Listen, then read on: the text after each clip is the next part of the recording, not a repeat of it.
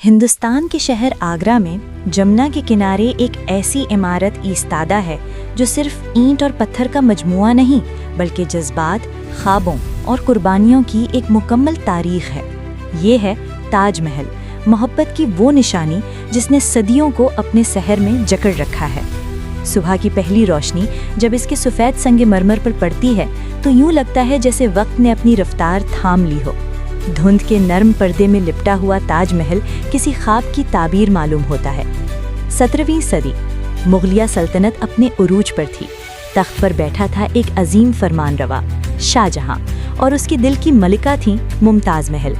ممتاز محل نہ صرف حسن کی پیکر تھیں بلکہ دانش، ہمدردی اور وفاداری کا استعارہ بھی تھیں۔ شاہ جہاں ان سے بے پناہ محبت کرتے تھے۔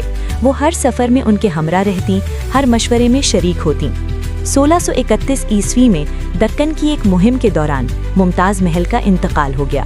شاہ جہاں کے لیے یہ صدمہ ناقابل برداشت تھا۔ روایت ہے کہ اس غم نے بادشاہ کے بال وقت سے پہلے سفید کر دیے۔ اسی لمحے ایک عہد لیا گیا، ایسا عہد جو دنیا کی تاریخ بدلنے والا تھا۔ ہم ایک ایسا مقبرہ تعمیر کریں گے جو قیامت تک محبت کی گواہی دے گا۔ 1632 عیسوی میں تعمیر کا آغاز ہوا۔ ہندوستان، ایران، وسطی ایشیا اور عثمانی علاقوں سے ماہر معمار اور ہنرمند بلائے گئے۔ مرکزی معمار کے طور پر اکثر استاد احمد لاہوری کا نام لیا جاتا ہے۔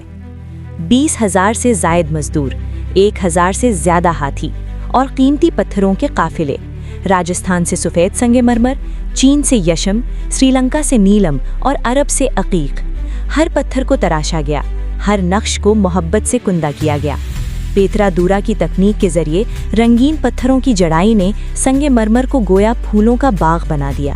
یہ صرف تعمیر نہیں تھی، یہ عقیدت کی عبادت تھی۔ تاج محل کی ساخت مکمل توازن کا نمونہ ہے۔ مرکزی گنبد جو تقریباً 240 فیٹ بلند ہے، آسمان سے ہم کلام نظر آتا ہے۔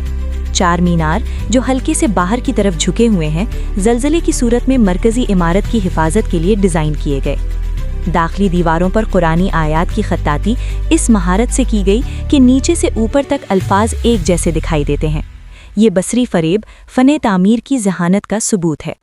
4 باغ کا نظام جنت کے تصور کی عکاسی کرتا ہے۔ 4 نہریں، سرسبز راستے اور پانی میں جھلملاتا عکس۔ وقت کا پہیہ رکا نہیں۔ شاہ جہاں کے آخری ایام آزمائش سے بھرے تھے۔ ان کے بیٹے اورنگزیب نے انہیں اقتدار سے محروم کر کے قلعہ آگرہ میں نظر بند کر دیا۔ کہتے ہیں کہ شاہ جہاں اپنی زندگی کے آخری 8 سال اسی قلعے کی ایک کھڑکی سے تاج محل کو دیکھتے گزارتے رہے۔ وہی تاج محل جو ان کی محبت کی نشانی تھا اور اب ان کی تنہائی کا ساتھی۔ 1666 عیسوی میں جب ان کا انتقال ہوا تو انہیں بھی ممتاز محل کے پہلو میں سپرد خاک کیا گیا۔ صدیاں گزریں، سلطنتیں مدلیں، مگر تاج محل قائم رہا۔ برطانوی دور میں اس کے باغات کو تبدیل کیا گیا مگر عمارت کی شان باقی رہی۔ 1983 عیسوی میں یونیسکو نے تاج محل کو عالمی ثقافتی ورثہ قرار دیا۔ آج یہ دنیا کے عجائبات میں شمار ہوتا ہے اور ہر سال لاکھوں سیاح اس کے دیدار کے لیے آتے ہیں۔ چاندنی رات میں جب چاند کی روشنی سنگ مرمر پر پڑتی ہے تو تاج محل نیلگوں چمک میں نہا جاتا ہے۔ یہ منظر کسی افسانے سے کم نہیں۔ یوں محسوس ہوتا ہے جیسے ممتاز محل کی روح آج بھی اس فضا میں موجود ہو۔ تاج محل صرف مقبرہ نہیں، یہ انسان کی تخلیقی قوت، محبت کی شدت اور وقت کے خلاف جدوجہد کی علامت ہے۔ یہ ہمیں یاد دلاتا ہے کہ سچی محبت فنا نہیں ہوتی۔ پتھر بھی بول اٹھتے ہیں، خاموشی بھی داستان سناتی ہے، اور کچھ کہانیاں ایسی ہوتی ہیں جو کبھی ختم نہیں ہوتی۔